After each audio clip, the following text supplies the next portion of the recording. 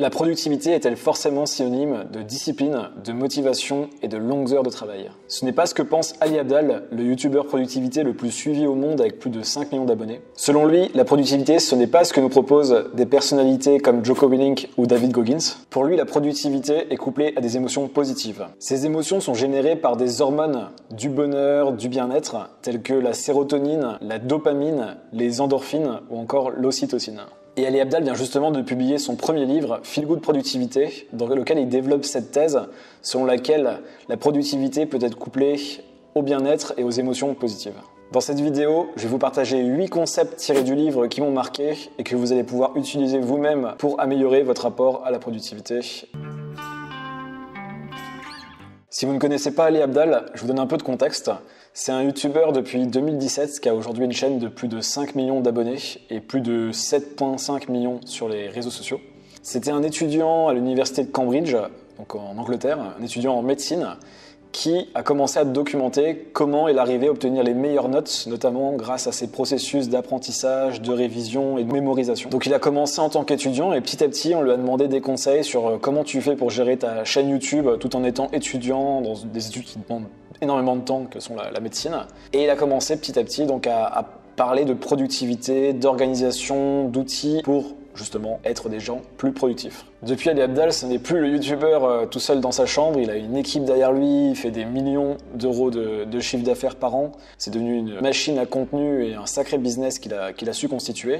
Mais dans ce livre, il a voulu revenir aux bases que sont les siennes, à savoir la science, les études psychologiques et la productivité qu'il étudie depuis maintenant plus de 10 ans. Donc c'est ce que nous allons voir maintenant avec son livre. Le livre est structuré en 3 parties. Dans la première partie, il développe 3 chapitres, 3 idées pour nous dynamiser, nous énergiser. Ces 3 parties sont le jeu, le pouvoir et les rencontres. Dans la deuxième partie, on va plutôt aller chercher tout ce qui a trait à la procrastination et tous les bloqueurs qu'on peut avoir qui nous empêchent d'être productifs et d'avancer sur les projets et les choses importantes pour nous. Ces 3 fléaux sont la peur, l'incertitude et l'inertie. Et dans la dernière et troisième partie, il développe des idées pour nous aider à maintenir dans le temps notre productivité, notre feel-good productivité, pour reprendre le terme de son livre. Pour cela, il déconstruit et remet en cause 3 types de burn-out, le surmenage, l'épuisement et le réalignement. Premier conseil, le jeu et les quêtes secondaires. Beaucoup d'études scientifiques ont montré ces dernières années que le jeu était fondamental pour être capable de maintenir la productivité et même pour générer la productivité dans notre quotidien. La fonction psychologique du jeu est de nous permettre donc de se restaurer, de se ressourcer, de se reposer à travers du coup des choses qu'on met en place dans notre quotidien, et c'est ce qui permet de travailler sur des périodes plus longues. Un exercice que donne justement Ali Abdaal dans cette partie est celle des quêtes secondaires. Donc il imagine sa vie comme des quêtes ou sa journée. Voilà. Quelle va être aujourd'hui ma quête secondaire? Quels sont les chemins de traverse que je vais pouvoir prendre pour gamifier, pour mettre du jeu dans ma vie? C'est par exemple aussi prendre une tâche que vous faites régulièrement, tous les jours, et essayer de lui ajouter une fonction ludique pour avoir un challenge, quelque chose qui vous donne envie de la faire. Ça peut être par exemple remplir un fichier Excel. C'est une manière aussi de mettre du jeu dans votre travail. Son deuxième conseil est le Shoshin, ou l'état d'esprit du débutant. Le psychologue Bandura a réalisé plusieurs études psychologiques qui ont prouvé que ce n'est pas tant la réelle capacité que nous avons et les habilités que nous avons de réaliser nos tâches ou nos projets, mais ce qui compte le plus, c'est le sentiment que nous avons en nos capacités. Il a créé un concept qu'il a nommé l'auto-efficacité, qui est tout simplement la conviction que nous avons de pouvoir réaliser et atteindre nos propres objectifs. Et il y a un concept qui nous vient du Japon, et plus précisément du zen bouddhiste, qu'utilisait le coach de basket Phil Jackson, connu pour avoir coaché notamment les Chicago Bulls et les Los Angeles Lakers. Le Shoshin, c'est l'idée d'approcher toute situation, toute tâche, toute expérience avec un état d'esprit de débutant.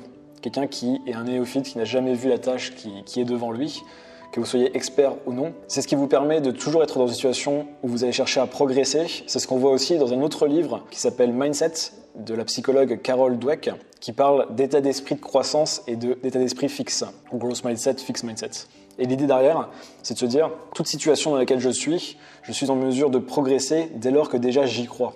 Et la posture de débutant que nous propose le zen bouddhisme avec le Shoshin est un magnifique outil que nous propose Ali Abdaal dans ce livre. Le troisième conseil est l'énergie relationnelle. C'est un terme que les scientifiques ont créé pour montrer que les relations à l'autre ont un impact profond, beaucoup plus que ce qu'on peut imaginer sur notre morale. Et ce que propose Ali Abdaal dans son livre, c'est de mettre en place des choses dans son quotidien qui aident à justement générer cette énergie relationnelle.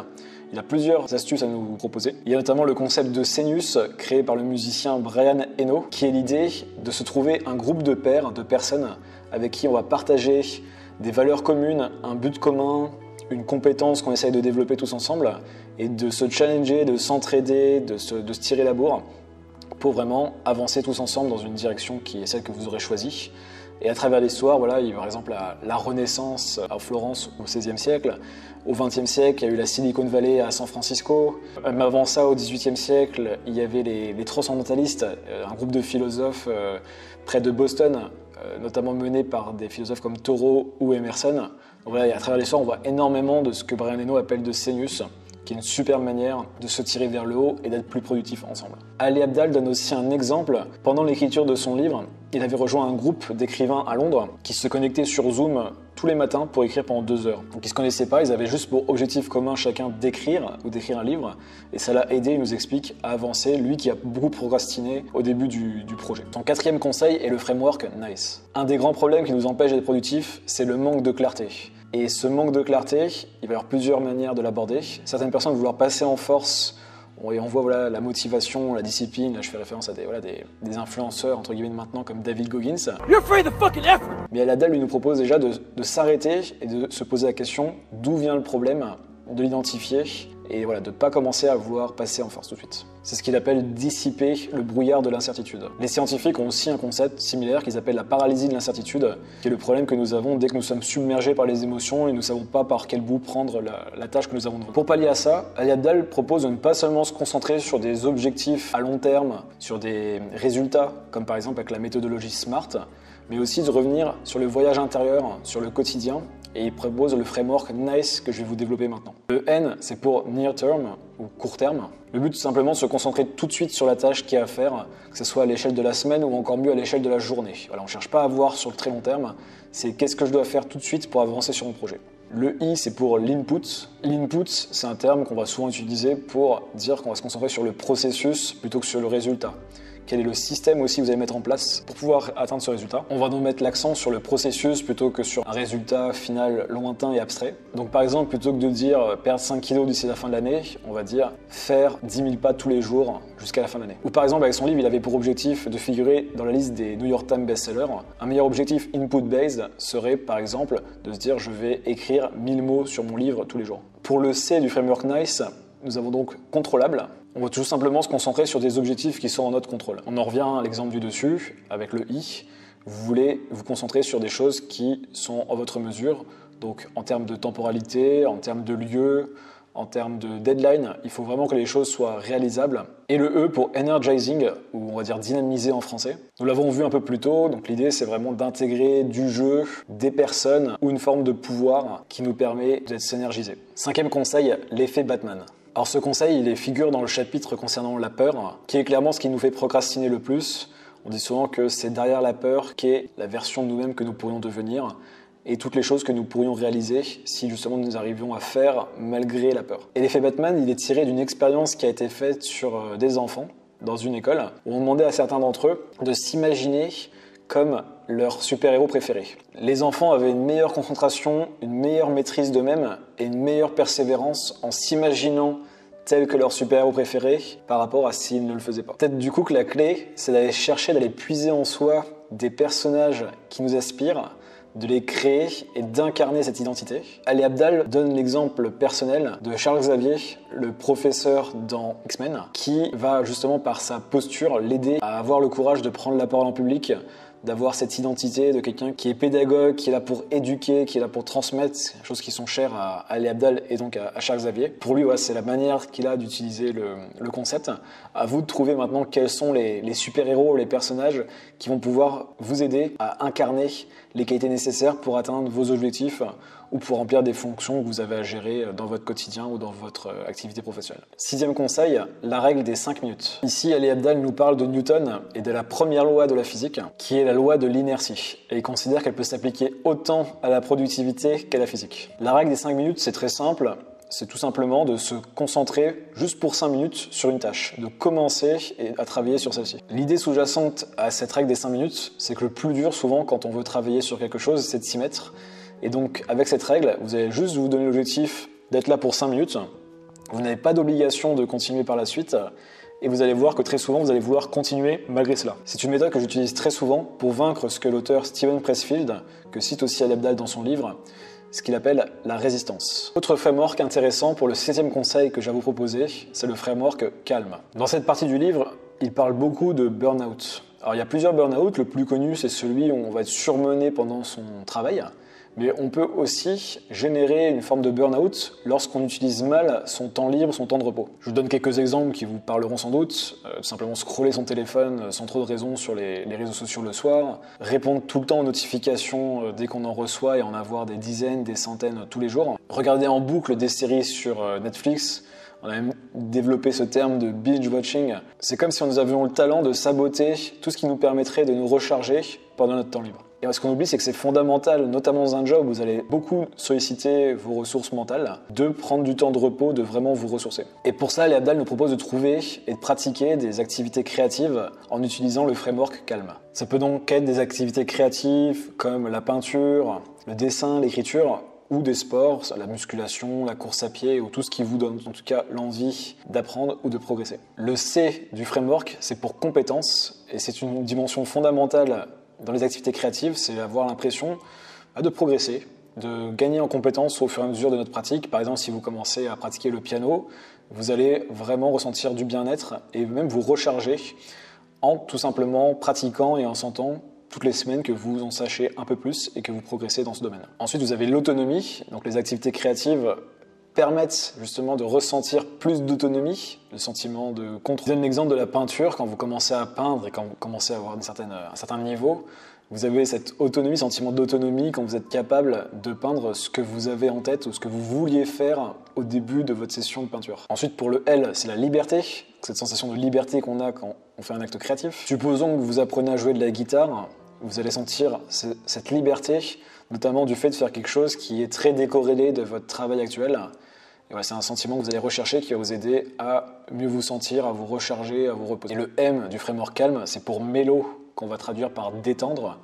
C'est important de réduire les enjeux lorsque vous faites une activité créative ou pratiquez un sport, de ne pas toujours voir tout comme une compétition. Je parle à moi-même qui suis très compétitif, mais en réduisant les enjeux, en n'étant pas toujours dans la compétition ou dans la performance, vous allez pouvoir beaucoup plus vous détendre. Et c'est important dans la vie du coup d'avoir quelques activités que vous prenez avec cet état d'esprit. 8e et dernier conseil, le continuum d'autonomie relative.